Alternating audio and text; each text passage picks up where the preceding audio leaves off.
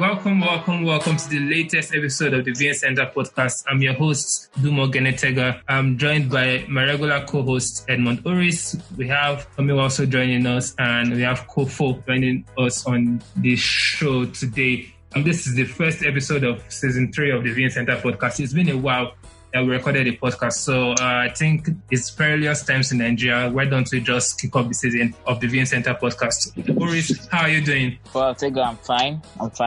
Thank God for life. I actually miss being here because it's been a while. Yeah. Since I think our last episode was the season finale of the Premier League or league season. So I've been kicking for us to have another episode. So it's better late than ever. But I'm happy to be here. I'm happy to be talking with you again. And we have Rola joining us on the VN Center podcast. Rola, how are you doing? I'm fine. Thank you for calling me. Remember I told you guys to call me that time. Thank you for calling me back. Happy to be here. All right.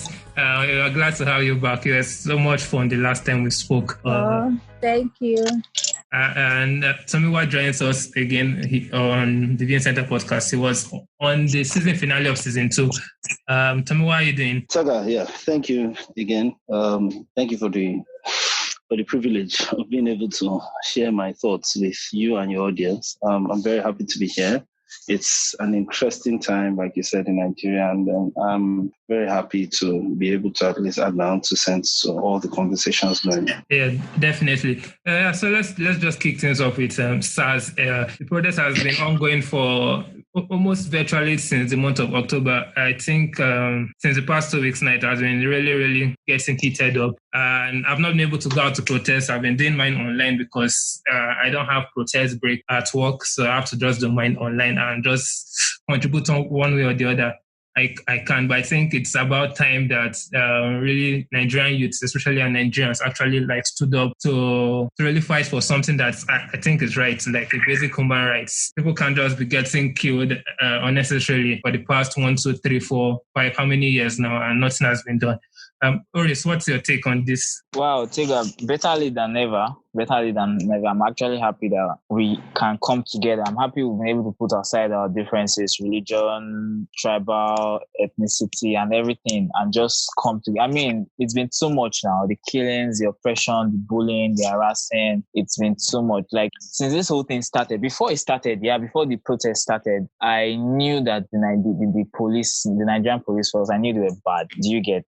Yeah. I knew they were bad because I've had my own experience. I've had friends, I've had experiences. So I knew it was bad. I knew the police is your friend is the biggest lie in history. Yeah. You get? I knew it was bad, but since this whole protest started and people have been coming online on Twitter and everywhere to come and share their story about things that have been happening. And I thought it was a recent something, Seth. I thought it was something like maybe 3, 4, 5 years ago. But since people have been coming online to talk about their story and give their reality, I found out that this is an issue that has been happening since way back as 2001, 2002, and this is 2020, guy. So that's like almost 2 decades of oppression and suffering and injustice. I knew they were bad. I thought they were bad until I started seeing the story, and guy, it's horrible. Some of the stuff I've read, there are things that you imagine in a horror movie. Do you get? You know these American horror movies that you watch, and when you finish watching it, you won't be able to sleep at night. Yeah. You get? Those are the kind of stories I'm reading that's happening in Nigeria, happening by the same people that are meant to be protecting us. Guys, it's horrible. It's horrible. So I'm very happy. I'm excited that we can. I mean, it's been too much now. It's too much. It's horrible. Yeah. And I think the funny thing, I won't really say funny because I know you briefly touched on, you've had your own experience, and the annoying thing or the coincidental thing is that your own experience, I know you've not really shared it out with a lot of people, happened just 2 or 3 days before this whole SARS protest really broke out. It happened very, very recently.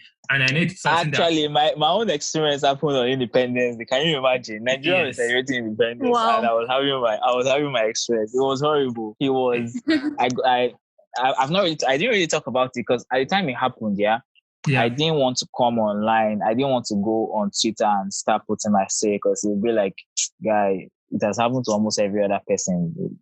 I felt like there was no point because it's something that's been happening, and I felt like something that will keep happening. There's no point. Let me just it happened to me. Let me deal with it and move on. But I started noticing, I think it was 2 or 3 days later, then the whole thing just started gaining momentum, and I was very happy. Yeah. I was very happy. I got a phone. I went to pick up my phone I got it from Lagos. I went to pick it up from the delivery person. I was on my way back to my house, so my new phone that I bought,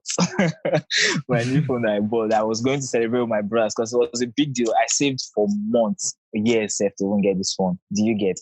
Yeah. So I was going to celebrate. I was on the bike, and then their small golf car just came and just ambushed on bike. I'm parked in front of my phone. It felt like I was being robbed. You get? And before I could name 3 hefty men with hefty guns. You know how small I am, Tega. Yeah.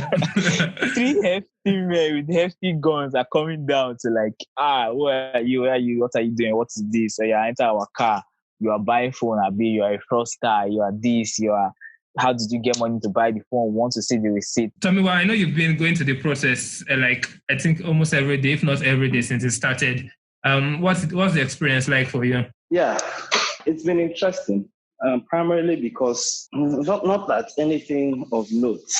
Yeah. When I say of note, of course, the whole week has been of note. But when people, are talking about the protest, people are always somewhat overwhelmingly positive or overwhelmingly negative. And for me, I'm just happy that I can afford to show up. And so many other people are doing the same thing. They are putting their lives on the line, their jobs on the line, just to show up, to speak about, this evil that is Sars. And I feel privileged again to be able to be alive and to have the health to be able to do it. I haven't missed a single day. I made a vow to myself that I would try no matter what. Yeah. Even if I was just going to spend an hour or 2 there, I would show up and then just show out, as my own contribution to this struggle. Yeah. So it's been interesting. It's been an interesting week. Every day has had its own character, if I may, from the partying to the horse riding to the things that are being sold in the crowd. But all those things are secondary to the fact that people are getting out and people are showing up and people are making noise. Never. Yeah. I don't think we've seen anything like this before. And the reason why I say never is that the protests that I've seen in my own lifetime that I can remember that were of note. I'm 30 plus, so I still remember June 12 very, very clearly. And people were rioting because an election was annulled. And they were rioting around 2 names, MK Abiola and Kudirat Abiola. Correct me if I'm wrong. And a lot of the protests were championed because of these causes. Kudirat was on the street. Gani Fawayemi, yes, may so rest in peace. Kudirat also, may so rest in peace, was also on the streets, pushing a lot of people to go out. Ironically, I believe that Fal's dad, Femi Falana, was also a key part of those protests as a younger man then. It's ironic that his son is now at the forefront of today's. And the point I'm trying to make is you can easily relate to the fact that, because Gani and Kudirat were on the streets, they were galvanizing people out. Same goes for the Occupy Nigeria protest, where we had the number of people. I would rather not mention names now. Drive the protest. But in this case, it is spontaneous. Everybody is coming out, not because there's somebody saying you people should come out. Everybody is coming out because we have reached the point where we have collectively agreed that we need to come out and fight. And it's exciting. It's exciting times, really. That's I think that's how I conclude, the experience. Just being there, just being a part of it has been exciting. Which of the centers are you in? Because I know this protest now has different centers. Are you in the Alausa or Lekki? I'm at the Lekki toll gate. Okay, at the Lekki toll gate. Okay, before I move to Rola, this Lekki toll gate issue there has been talks of Lekki toll gate. People have forgotten about the protest and are fighting. They are deviating from the main aim and the main purpose, main agenda of the protest. Some are saying that's meet and greet. So how has it been there, Tomiwa? Is it as said on social media, or it's not as bad as it is on ground? I think the narrative is being overblown. I know for a fact that yes, a lot of extracurricular activities are going on. Yeah. But I would assume that's the case for most other venues. And the only reason why it's so overblown is because more than any other center, I would assume that Lekki has the most concentration of smartphones and people who talk on social media across the country. And people are taking small pockets of, deviations, like Edmund so put it, and applying it to the whole. But very key for me, I've alluded to it earlier and I'll say it again, the protests isn't about this chanting, isn't about the screaming. The important parts of the protest, just reminding ourselves when we're there. But the key thing is bodies are on the street. Yeah. And they are not there because someone offered them 5,000 naira. They are not there because someone will feed them or clothe them. Yes, maybe those things will happen, maybe those things will happen. But the key thing is people are outside, people are on the street. And that more than anything is what tells me or what pushes me every day to go out and say, yeah, I'm going to stand there too. I'm going to shut this place down. I'm going to show the people that be, the powers that be, that you can oppress us for so long, but like in the popular Yoruba phrase, we say, "Otoge, it's enough." Yeah. We are finally at that point where we're like, you know what, we will come out and we will say, no, we can't accept this. We demand better leadership. We demand accountability. And that's what is happening right now. So those other deviations, again, I like that word. They're secondary. They don't. I think, in fact, that they are vital to keeping the energy of the crowd alive. Because if we go deep, if we do a deep dive into it, people are saying that people are selling weed and whatnot. If you go into that crowd, yes, there are people selling weed, but the guys that are selling weed are people that are living just there. They're living on the shanties, on the water. That's their life. That's what they do. They're not selling it because it's a fun thing to do. They're selling it because they need to survive.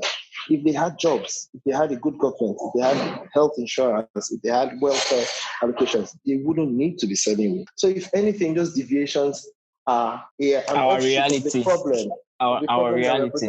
Exactly. Yeah, I feel like maybe what you have said is true, but like it's almost impossible for that amount of youths to come together and that kind of stuff is not going to happen. You get it. So I feel like it's good, but I feel like it has reduced though. I feel like everybody's prioritizing and focusing again on the main thing. But like Tomiwa said, the most important thing is that there are bodies there. You get it. Yeah. So let's just hope we can keep the momentum. Yeah. All right, Rola, you've been protesting online like me, and a lot of stuff has actually happened online. A lot of we've seen the likes of FK Abudo, Mochivius, a lot of them, some of the underground lawyers, the people providing food, providing donations.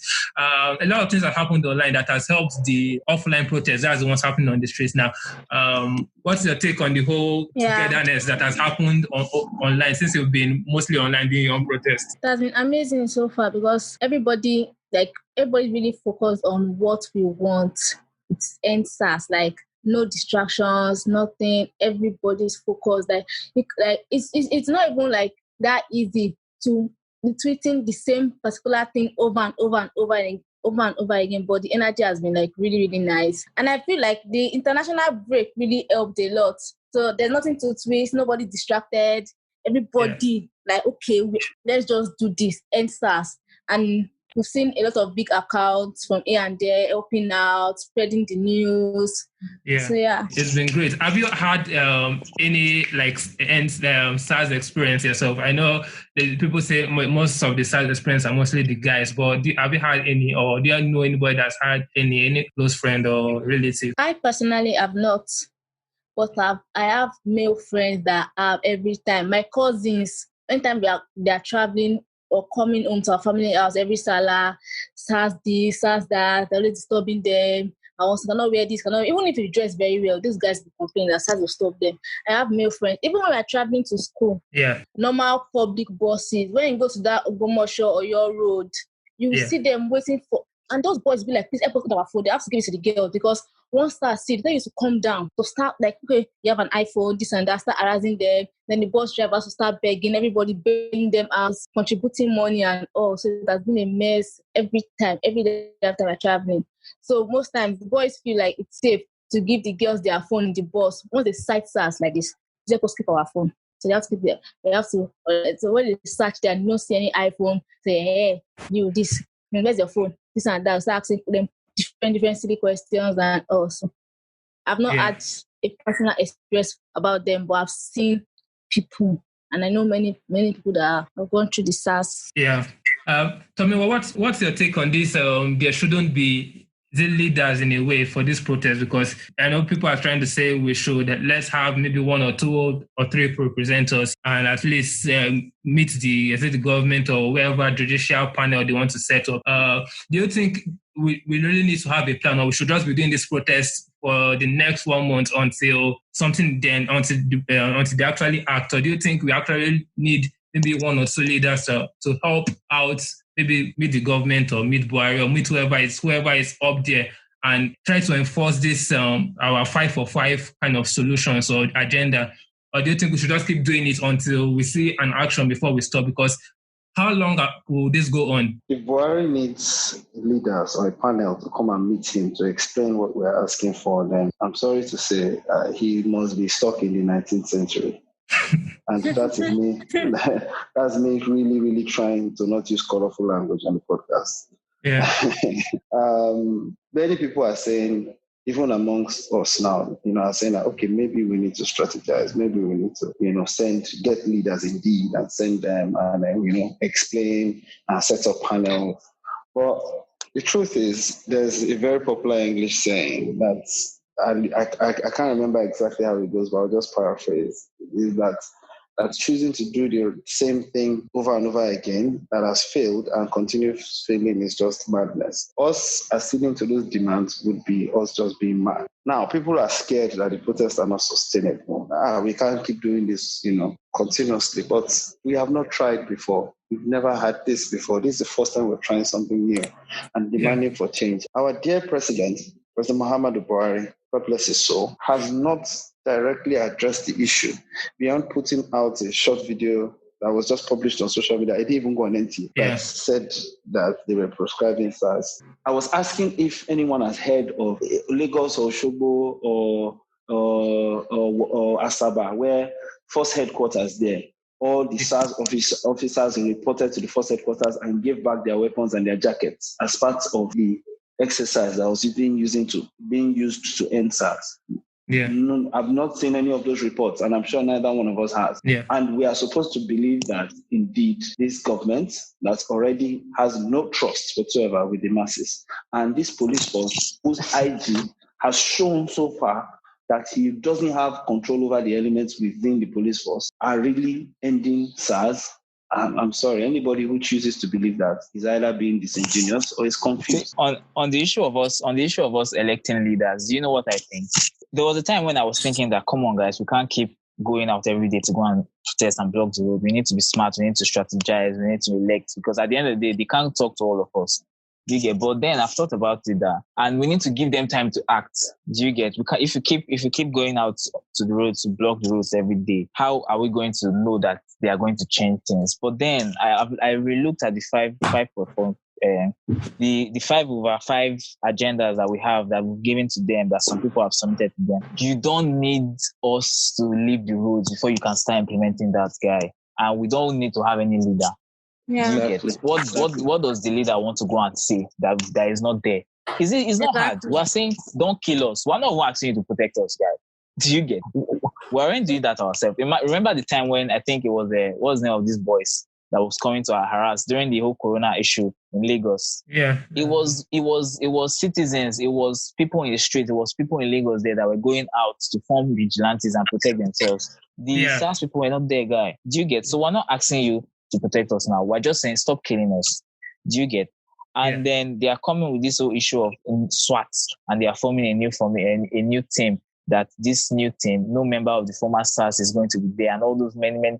We cannot trust them until we see tangible changes. And another way we can see tangible changes is if there are video evidence of people. Okay, imagine protesters, innocent protesters without guns that have been shot. See that guy that had his hands in his pockets that was shot. Yeah. Do you get?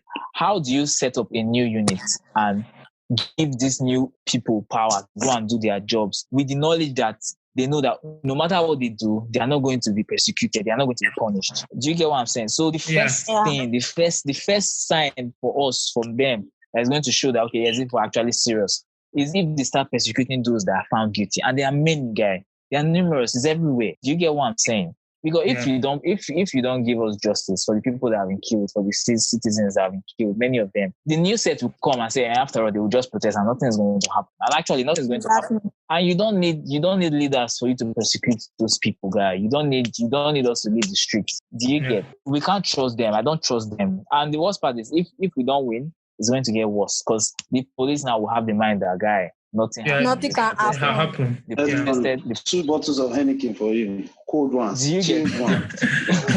The protesters look, I said they will be looking at us now. Like Tomiwa said, none of them have gone to submit they are probably still with their weapons. And why will the policeman be carrying AK-47? Are you going to fight war? AK-47. Do you know how big that gun is? I'm like, see, the whole issue, I'm tired. But I just pray we can keep it up. I just pray.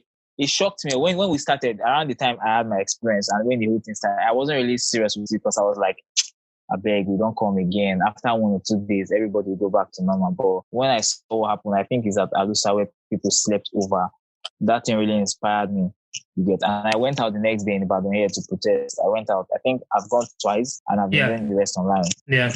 But really, I've been impressed with this whole thing because first of all, we started with just helping people out from like getting lawyers when they get manhandled by rogue police officers and getting them out of the station. We had lots of OJB and then there are a lot of them that have been released from the police station. Then from there, we moved on to providing food, which was funny when it started, but it has become really, really impressive. From food, it has moved to security. Then from security now, they've gotten a hotline for people to call in for various requests, and now as of this evening there has been online radio which was nice. There's an online radio now about this whole NSAS thing that I think is on for I don't know how this 24/7 a period of time during the day, which is nice. So that's been nice. And Oris, I wanted to ask you what you think about this whole help that's been going on, because normally what happens in Nigeria is that for one, like normal politicians now, for example, when they do one thing, they blow trumpets, they do launch, they do a lot of things, but these things have happened organically as youths. It's even this morning I remember now there was also a donation for a lady that protested here in Abuja with and that was nice. And in less than 4 hours they had almost 3 hours. In less than 3 hours they had like tripled the donation fee to get a process for the prosthetic legs, Abby. The prosthetic legs.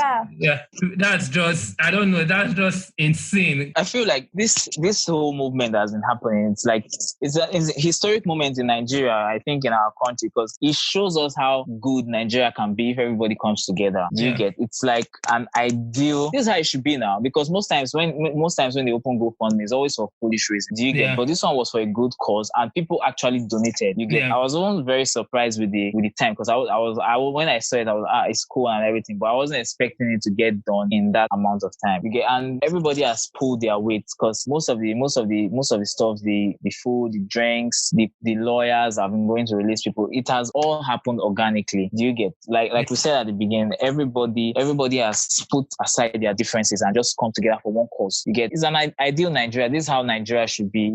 If we have good leaders, this is how it should be. It should be this good. Talking about ideal leaders now, obviously Buhari is going to be done and dusted by 2023. When I mean done, I don't mean dead, but at least he'll be out of he'll be out of the way by 2023. Can we finally maybe hopefully have our votes count and maybe hopefully we get someone better, because normally we're going to see the likes of Tinubu, Atiku, the regular people that we know their names that have been saying nothing during this period. In 2023, we're not voting for anybody else older than Nigeria. That's something we should exactly. Please, yes. We shouldn't vote, because see, guys, this is 2020. A lot of these people, they are old. They don't even know what's happening currently. They're not savvy technology.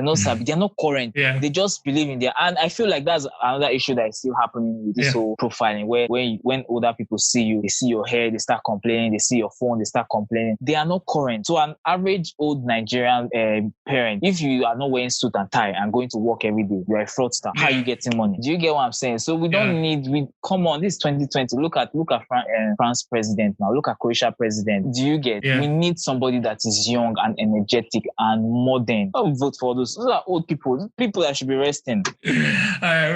Rola, what's your take on this issue about our president? I've literally said everything already. Like, we are not voting for someone other than Nigeria because they are not current. And that's the truth. They are not. They are still living in the past. They don't know what's going on right now. They don't want to collect the money and just let them go. They are very greedy. Old men, they are so greedy. And it's not like they don't need the money. That's the point, because they have enough. Imagine Buhari collecting like pension from being president since when? They are not military. I had discussion with military. Yes, these people are collecting pension. They are still collecting president allowance again. For what? And they're still collecting the money for. They're still collecting minister's allowance also. That's just like that's the act of Victor. That definition of Yahoo boys. What was your? Yes, that's really Yahoo boys. Somewhere. I feel like you guys have said everything. Actually, you said everything. We have a caliber of leaders. They are more fraudulent than. I'm not even sure we are fraudulent as they are. To be honest. Yeah. Thank God that we are the ones that got mobile phones and internet and not them. If not, they would have sold this country for peanuts. Is it when that lady said Buhari has been a bad boy? Was she lying? Yes, he has been the very bad boy. Very bad boy. Our eyes are clear. What Edmund said about not voting for anybody older Nigeria is perfect. That's it. That's the mandate. So if it comes down to it, we as a collective have also shown ourselves with this protest that next protest, next election, we're going to resist any form of thuggery. We're going to resist any form of election shenanigans. Do you get by ourselves? Because waiting, how many will be? You know. So we will select our own candidate across the country, and it's very important. Focus shouldn't be just on federal and state level, down to local government chairman, down to councillors, down to very importantly also, our senators and our representatives. Hey God, we need to clear this current crop out completely. You see, the same thing we were just talking about Buhari. You know how many ex-governors are just sitting in the Senate, just stopping life. They're collecting pensions, they're collecting their allowances from being ex-governors, they're collecting sitting allowances and salaries as senators. You know, one of the reasons why they like establishing committees. Is that every time a committee is established, it is given its own budget. So one person can sit down on 15 committees and is collecting money for sitting allowance, for whatever, hardship. For each one of those committees. I know best with this podcast. Let's leave. Let's see. So, as you're talking about it now, I can feel myself boiling. Do you get? Because that's anytime I talk about Nigeria, I always feel so annoyed. Do you get? I always feel, and the worst part is before we used to feel like we're powerless. Actually, we know it's bad, but there's nothing you can do. Do you get? So this protest is showing us that we can actually do something. So let's see. Fingers crossed. Yeah. Anyways, before we end the whole this segment, I also wanted to like for the people that really started this whole protest at the beginning, people that led it at the beginning, the likes of Mr. Macaroni, Savirino, Pals, Runtown, Small Doctor, there are a lot of them that really are those early stages, that really ginger people to actually come out. Not the people that did audio like Naira Marley that did IG, what concerns of the Instagram live, did IG and the rest. David actually also came to Abuja, did a lot of work in getting people released. That the first night in Abuja when the protest really started. A huge like thanks to those people that actually really started, because if some people did not actually start this whole thing forcefully, I don't think it would have been this big. And now we have so many. Yeah, like I said earlier, it was when I saw those set of people sleeping over all night at the protest in Lagos. That was when I knew that, oh boy, this shit is about to get real. That was what inspired me to go out on my own. I'm like, if those people, I saw girls there going to protest. That Reno girl, I was like, this is a girl. They don't really harass girls, but they do, because I have female friends that have been harassed by Sars too. But she most likely will not be harassed. But me, in fact, I was just harassed. So if she can go out and sleep there, and they faced a lot that first day. Do you get? There was a lot of harassment from the police. They took their turn. They did this. They did. But like, if she can do that, then why should I not go out? So it was very, very inspirational. So big ups to them. Yeah. And okay, Tomiwa, what's your take on brands? There are a lot of Nigerian brands now that are kind of shying away from talking about this whole EndSARS. Even 2 weeks in, a lot of brands that have not even mentioned one pin. But when there was Black Lives Matter, every Dick and Harry was talking about Black Lives Matter. Every Nigerian brand, even if it doesn't concern them, we're all doing posters of Black Lives Matter. But we're saying that very few Nigerian brands are actually supporting the youth, and it's mostly the youth that's patronizing things from them. What's your take on that situation?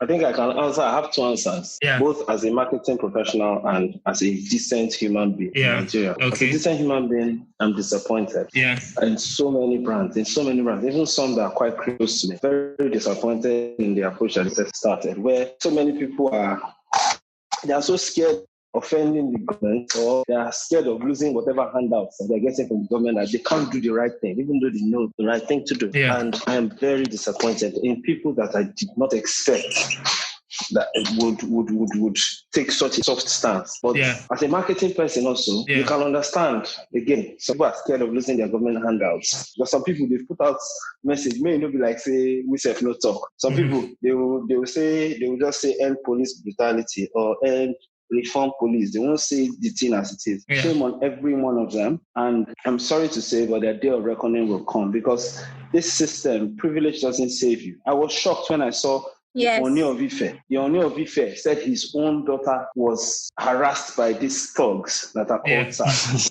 Same also happened with, I think the Alaafin of Oyo, his son too, was harassed by these thugs. Before you say your name, they slapped you twice. Well, how would you talk again? They didn't want to hear. And then you are thinking that if they can harass people like that, what about commoners like us? Commoners.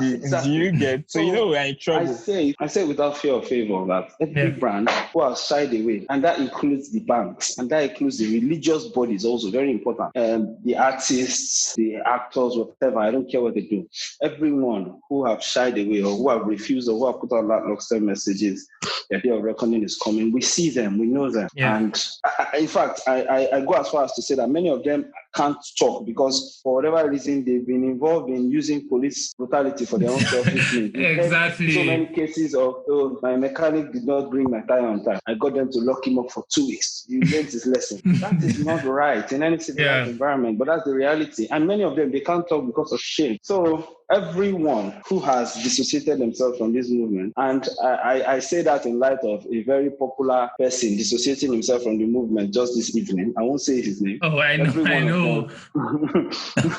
Every one of them, a day of reckoning will come where we will see them for the true colors that they really represented. And I know for a fact that one way or the other, the Nigerian people, the Nigerian youth will win this battle. And those guys that refuse to back us, they are going down, guaranteed. Because for the life of me, make it make sense. Something is happening in Nigeria, you will not talk, but it's when it's happening abroad to something that doesn't affect you, that doesn't concern you, that's the one you're going to talk. A lot of Nigerian celebrities today, they do that. We know their names. We know their names. We not call their names. Exactly. Especially, but they know themselves. Especially when Buhari put a tweet about Donald Trump having COVID, like, Oga, what's your problem? Exactly. Can you imagine? Misplaced priorities.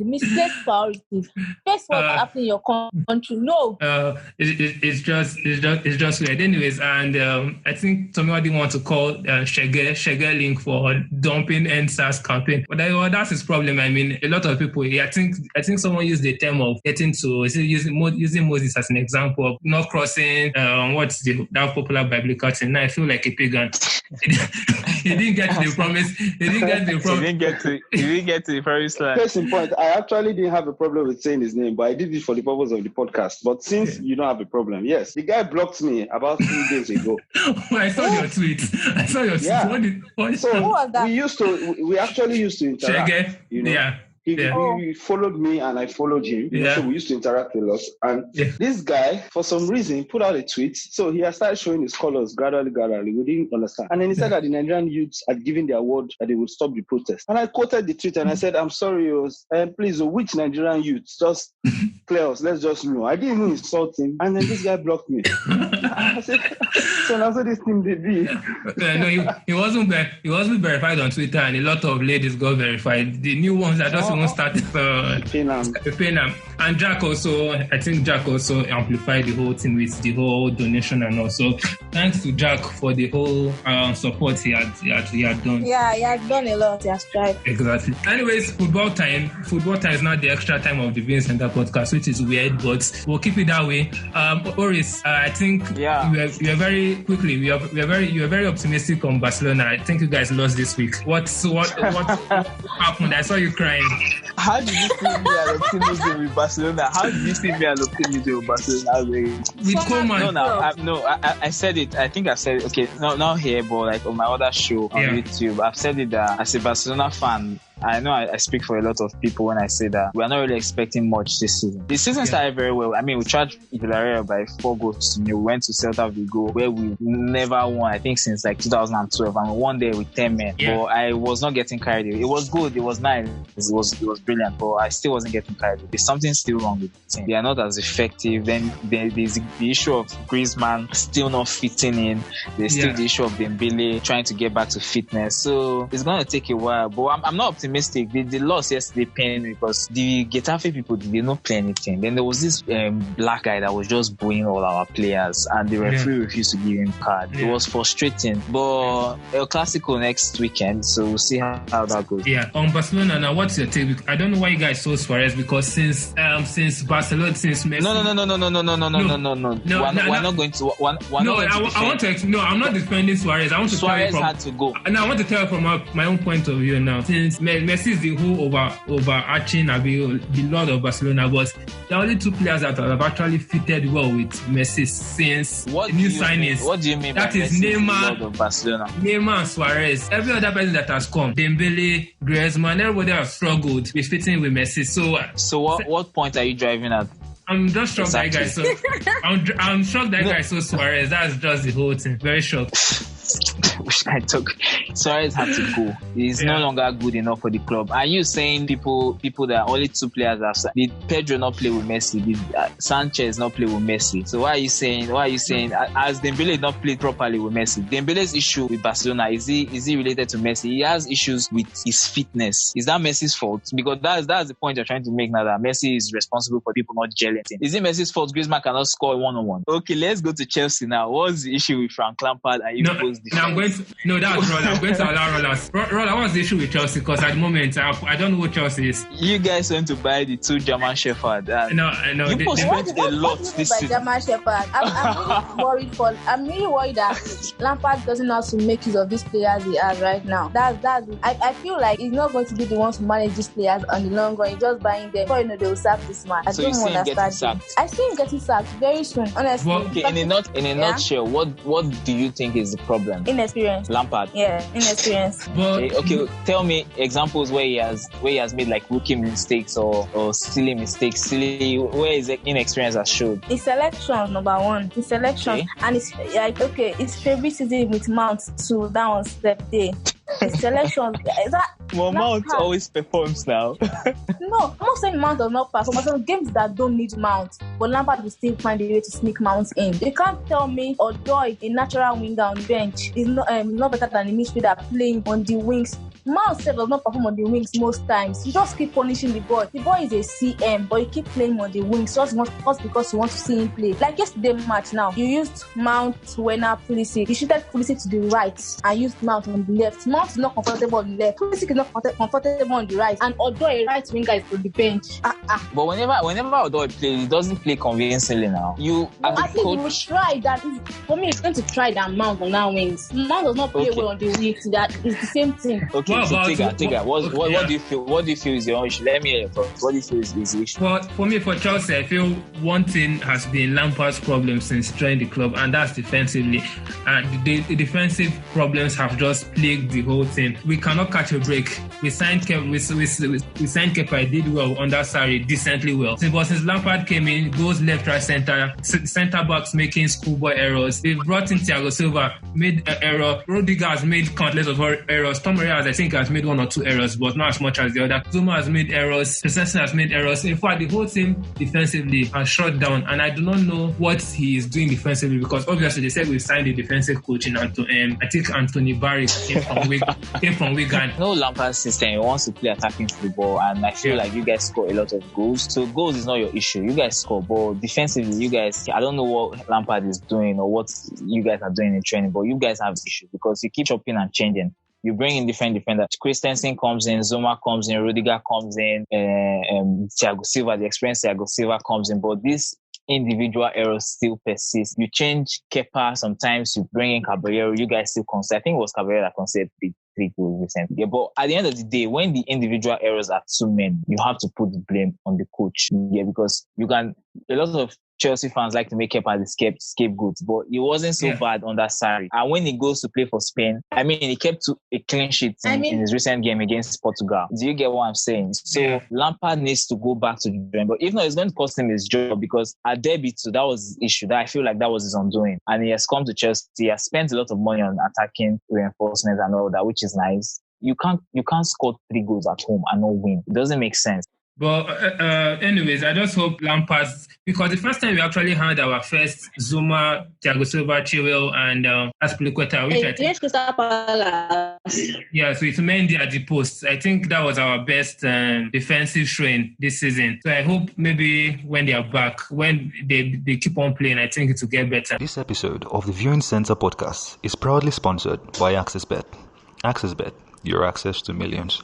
True, we'll see. No. So the point is, I'm not saying that Silva won't be a success. I'm just saying that it's basically is now an experiment that wouldn't have needed to happen if he had kept. So why do you think he sold that? Why do you think he sold Luis though?